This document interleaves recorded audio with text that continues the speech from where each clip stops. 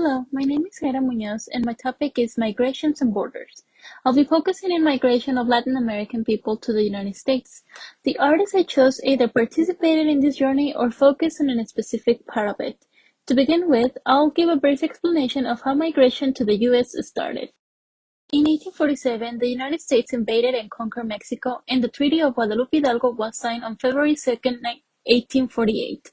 Under this treaty, Mexico almost lost half of its territory, including what is now known as California. In January 24 of 1848, James W. Marshall discovered gold in California.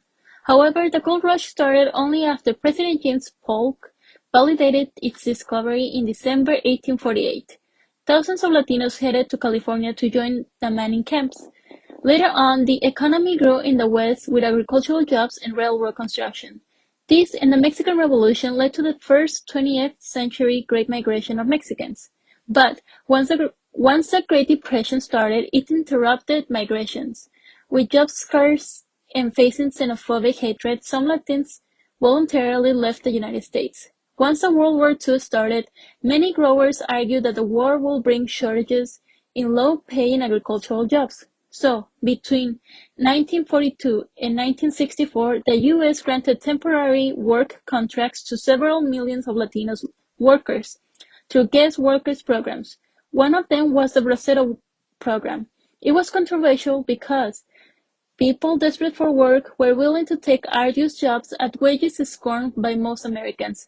Also, employers were supposed to hire braceros only in areas of certified domestic labor shortage, and were not supposed to use them as strike breakers. However, they ignored many of these rules. There are many image collections that capture the migrant story. Some of these images show the arrival of the first braceros by train, and some of these photos were taken by the photojournalist Dorothea Lange. She is known for her famous photograph Migrant Mother of Florence Owens Thompson in 1936. Here she was employed by the government's Farm Security Administration program, formed during the Great Depression to raise awareness of and provide aid to the impoverished farmers. From 1937 to 1938, Dorothea Lange photographed the border and immigrants that crossed it. She is considered the pioneer of photojournalism because she traveled to El Paso, Texas and other states to photograph and talk to the subjects of her pictures. Her goal was to create some social change with her pictures. She had little interest in considering them as art, even though she was a portrait artist before. I chose her because her pictures show people who walk and travel to the U.S. Also, she walked around the California Imperial Valley to photograph the slum-like conditions in which some immigrants live. Moreover, her art illustrates the end of a journey when arriving to the U.S., at the border, and life afterwards. Nowadays, you can see her work in the Museum of Modern Art of New York.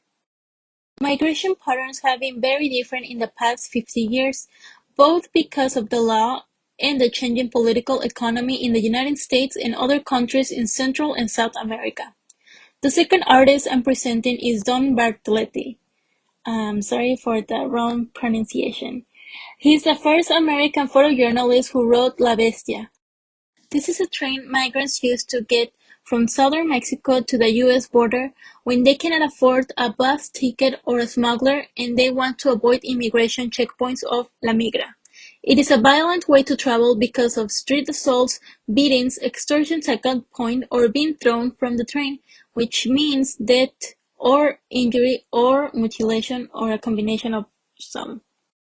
With the help of a 12-year-old Enrique, Don Bartletti was able to survive and photograph Enrique's and other children's journey. I chose him because not only did he board the train, he also walked with them from place to place to board the next trains. You can find his work in his website and I'll leave a link for it. I also wanted to mention a Spanish photographer, Isabel Munoz. Her and two Mexican artists, Andrés Olivera and Eduardo Villalobos, boarded La Bestia too.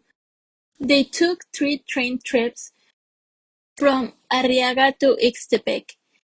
It was just a small taste of the long journey most of them take to reach the U.S. that can take up to 50 trains to reach their final destination. Their exhibition includes videos and part of it focuses in the struggles of women during their journey. Sexual assault is the most inevitable fate for them. That's why many women take contraceptives, assuming that they will get raped. My last artist, I wanted to include Alvaro Enciso, a Colombian artist. As an immigrant himself, he finds that his land art project connects him to his own migration and heritage. He honors thousands of immigrants that disappear in the desert by putting a cross in the place where they died. Alvaro refuses to see the cross as a religious symbol, but as an universal one. The vertical line means that you're still alive, and the horizontal that you are dead, flat on the ground. When they meet, it means that a tragedy took place for someone from another country. Him and his assistants look around for belongings or corpses of the missing people. He drives around looking for clues, but I choose him because his art is a representation of a journey's end, a walking journey in the desert. In an interview, he mentions that he's not particularly religious, he's not particularly political, but he has a heart for those who has given up everything in search of a better life and feels compelled of acknowledge their loss. In his words, he seeks to make the invisible visible. For my video, I hope you understood with my accent, and I'll leave the links in the description. Thank you.